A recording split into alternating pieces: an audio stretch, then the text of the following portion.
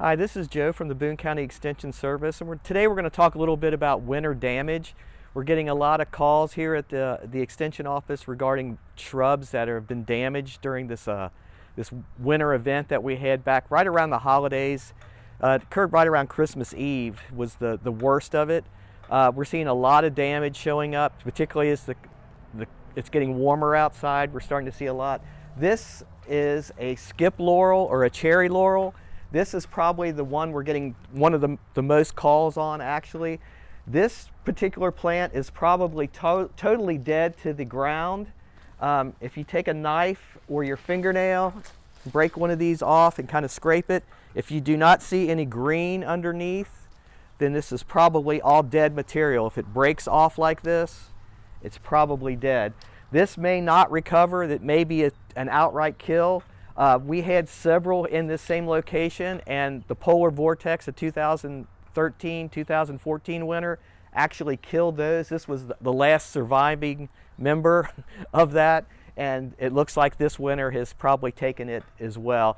This particular plant is rated as Zone 6 hardy, which we are Zone 6, but honestly this one does not perform very well in our area, and we've seen multiple times with really hard winters that these will be severely damaged or killed outright just because of the low temperatures. This year, I think the problem was we had a severe temperature drop. I went back and looked at the data on our Mesonet site out by the Arboretum, and it went, in a 24-hour period, it went from 45 degrees to -9 within 24 hours. So that's a 54-degree temperature drop within a 24-hour period, and most plants just cannot take that, especially broadleaf evergreens like these. A lot of other plants that are dormant, like this Harry Lauder's walking stick here, did fine, but plants that transpire through their leaves, like a broadleaf evergreen, really had a hard time with that type of temperature drop and be able to keep these leaves hydrated. So that's why we're seeing all the damage.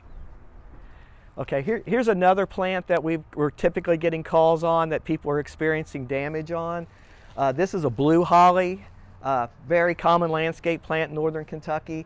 Normally this stays totally evergreen, usually does not have a problem with our winters at all. This is a Zone 5 plant, so it should be able to handle our winters perfectly fine. But again, when we had that severe temperature drop coupled with the winds, we had a -30-degree wind chill factor.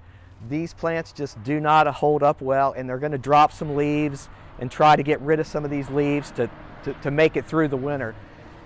These aren't bothering me quite as bad, just because if you take the limbs like we did with the cherry laurel and you scrape these, you see green material underneath. Also, you can notice the twigs are very pliable, very flexible, so they're not breaking.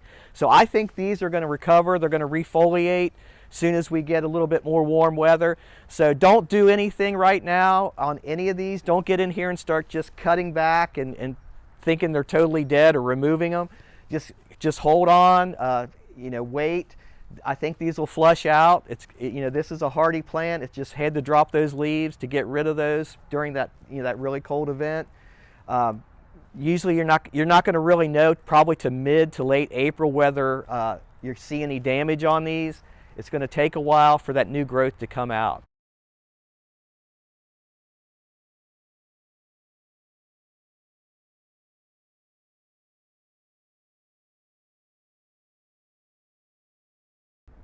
Okay, here's another plant that we're going to look at. Again, we're getting a lot of calls from homeowners on these. These are boxwoods.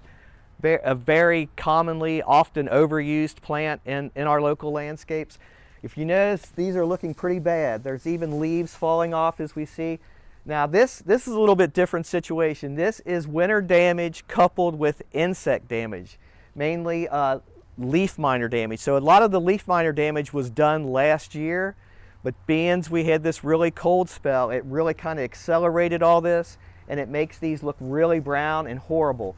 So whether we'll get very much stem dieback on these, we might get some, but a lot of this is insect damage that actually occurred, last fall. So that's why they look so bad. These will probably recover. It may take a while. Again, hold off. Don't go in here and drastically do any heavy pruning on them. wait for that new flush of growth to come out a little bit later here in the spring, and hopefully these will recover.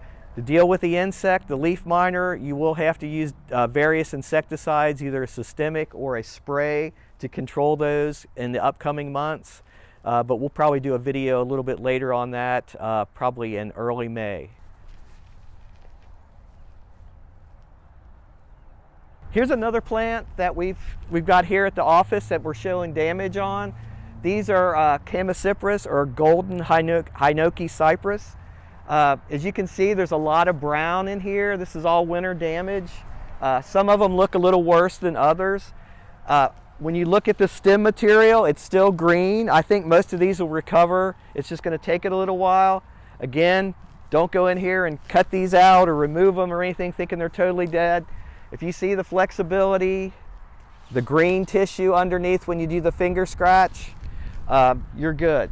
So just kind of hold tight on these. After the new growth starts coming out, maybe you can do a little bit of corrective pruning here and there to make them fill out a little bit more. But other than that, just hold tight and we'll see how these recover. Okay, here's the final plant we're going to talk about. This is Taxus, or Japanese yew, and this is the one that really surprised me. This particular plant is kind of under the overhang of the house or the building here, and it's also facing southwest, but it has a lot of browning, and that is very unusual. Usually Taxus or yews are pretty hardy in our area and can take just about any kind of winter weather that we have. And the fact that this year that this one browned is pretty significant. I think just the fact that it was dry, we had a very dry fall. So going into winter, this plant was probably not well watered. That's one reason that it's showing so much damage. It's mainly concentrated on the southwest side. If you go back here on the other side, it's not quite as bad as you can see, but mainly this one section right here is where we're seeing the damage. But again, it looks like most of this material is still alive. It's still green underneath. So this is another one that I think once that new growth comes out, it'll probably flush out and kind of hide most of this. You'll still get a little bit of needle drop, but I think this plant will probably fully recover and be fine.